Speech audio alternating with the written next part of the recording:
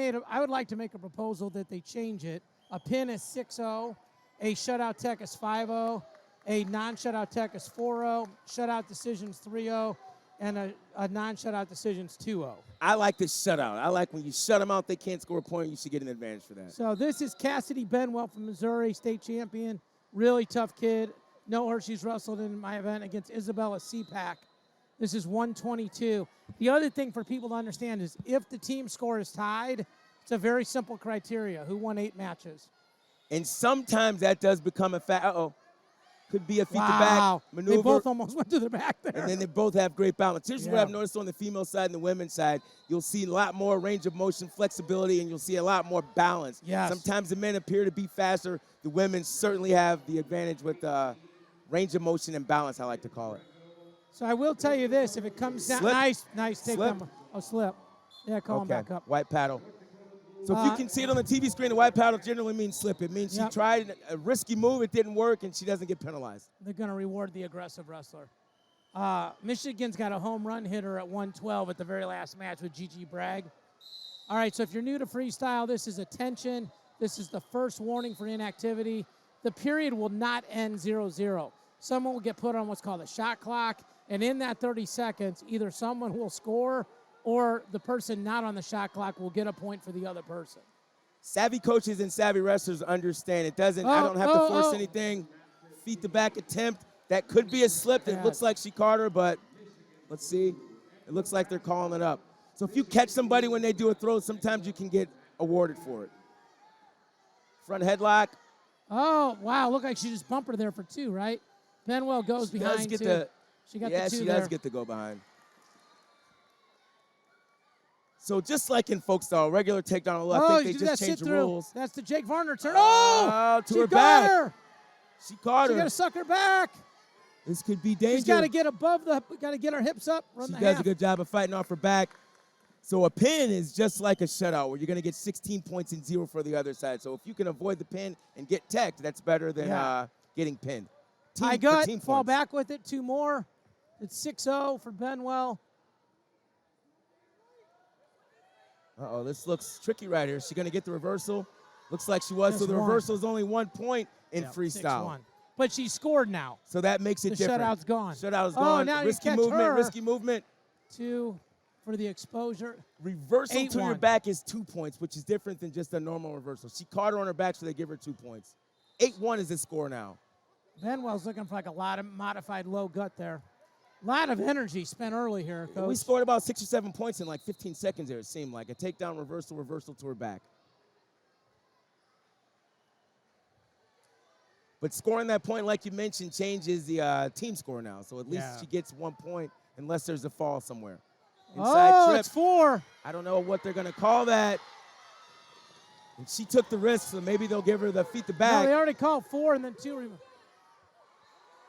This is gigantic. Yeah, I mean, she's winning 12-3, but she's on her back. She's got an assassin. I think we got short time, too, as well. How's that work? That's 9 points. Is 12-3 the right score? Yeah, I'm not sure who they gave the feet to back to. It looks like it could have went either way. 4 Missouri, 2 Michigan. Okay. So because it was one motion, that's why it kept going, because otherwise, if there was a stop, at one point there was an 11-point margin. Right, correct. But, it should have been over, but because it's continuation. Yes. That's why I said for a second, is that the right score? Right, because theoretically it should have been over because it was 11 points But spread. no pause. But because of the continuation. You got it, Coach. Absolutely. Great explanation.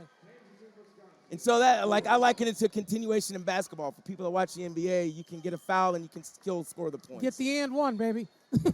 That's the way it is. So this turns out to be a pretty competitive match. I mean, the score is... Oh, she's coming in. Benwell's trying to finish this thing quick.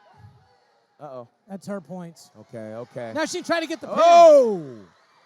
Same movement, similar to last time. Now the match should be over. That's a tech fall. So 4-1 for Missouri. Wow. Okay. So now we have a challenge brick because, I mean, I think... How do the challenge bricks work here? Because it's not one per match. It's so many per duel, I believe. I think you get 1 per match? person if you lose it. So But you there's get literally 4 15 bricks? Oh, you get 4 per duel, I'm told. Okay, so they're going to lose this one. And they probably are, so they're going to have 3 3, left. yeah. So I'm not sure what the challenge would be for, though. Is there a challenge of the technical fall? What are they challenging, actually? They have to be challenging that it was all in one motion. Okay. But she was up 9. She scored 4. So that made it 13. So right. even the 2 coming back, it's still 11. Yeah, so I don't know. Unless they're challenging the fall. If they thought it was You can't challenge a fall. Okay. A fall cannot be challenged. The only thing they can challenge is that the first movement by blue was a counter and was 2 and not 4. Because then that would have made it 9 to 11 and 2 back to 9, and they should still be wrestling. Now, while we got a moment, Coach, 2 great coaching staffs here. Missouri is led by Amon Prater. The team leader for girls wrestling is Scott Cutbirth. When he took over, Missouri was a bottom 10 team in the country. Right. They were last year 1 match away, or 2 years ago, 1 match away from winning Fargo in cadets. And then this year they're in the junior finals. So massive shout out to Scotty Cutbirth, Amon Prater, and what they're doing in my home state. And then Mario Flores in Michigan, they're churning out champs up there, champions in life, champions on the mat. And another team that has had great success here in Fargo. California's traditionally been really good, and Missouri and Michigan both made it over them. I think what happens is everything you said is true. And if your state has a sanctioned girls wrestling state tournament, you have an advantage. I think Missouri may be in their 6th or 7th year now with the sanctioned state tournament, and then those kids that eventually wrestle in the spring and the summer have more of an opportunity. Why? Because they have more numbers. So if you have more numbers, you will continue to grow. If other states in the union follow that same model, the same thing can happen. I'm from Illinois. I'm a state champion in Illinois. I want our girls to have the same opportunity as every other state. Absolutely. And then when they do that, when they have a sanctioned tournament for 6 or 7 or 8 or 9 or 10 years, then maybe Illinois can they gave the brick back. Uh-oh. So it's 4. Okay, and by the way, it's 4 bricks per duel. Okay. So unless you lose one, then it goes down to 3. No, but I'm saying it's not 1 per match. It's 4 for the duel. 4 lost bricks per duel. That's the way to say it. You can challenge 27 times. Right. So it's a 9-point match still, yes. So maybe that score was a little bit tricky, but it's 9 points, so she's still in it to win it. These Michigan kids are dangerous in this upper body, though. Team score right now is 3-1. If Benwell gets a takedown here, boy, you don't want to do that step. That extended inside-out step where the girl can clip you and put you to your back. Again, we're talking about that. When you're winning, you can take less risk. You can be a little more conservative. High crotch again. And Cepak's got to get on her offense. With a 9-point lead, she doesn't have to be as risky. There she goes again. She's getting extended, though. Get extended on that, and she could fall to her own back. Yeah. There's an arm spin attempt, but the whistle blew. I'm not sure. The Missouri coaches just snap and get to your shot, stay out of those throws. I think sometimes as a wrestler, you want to end the match, but you got to do it in a smart way. When you're up 8 or 9 points, you can be less risky, I say. Well, it's such an interesting thing, too, right? Because if this wasn't a duel, Cepak would be going crazy to try to win. Right. And it'd actually be easier for Benwell to get the deck. Right. But since it's a duel, there's more strategy involved. Now Benwell has to almost stay on the offense, which is so weird. It's just an absolutely odd dynamic that changes everything. That's because she's already scored a point, so if she gets pinned, she gets nothing. If she gets teched, she actually gets a point. So Benwell's father, Chad, is one of my favorite guys in the world, too. Just hard-nosed guy, raised these kids the right way. These kids are going to go forward. His kids go forward all the time. And so we haven't seen a lot in this last, let's say, minute. We got about a minute left in this period. That 9-point spread appears to be holding up. It feels like Michigan told Cepak, you don't need to shoot. Let her come to you. No. 2-on-1, what's she going to do with it? The world's worst coaching. Somebody tells you to use a hold you have. You didn't know you were supposed to use it. I think sometimes coaches get a little bit excited, and then they may say something that maybe they could have kept to themselves. But from the standpoint of let's get this match over. Uh-oh, here we go, front headlock. Go behind here. Oh. This could end it.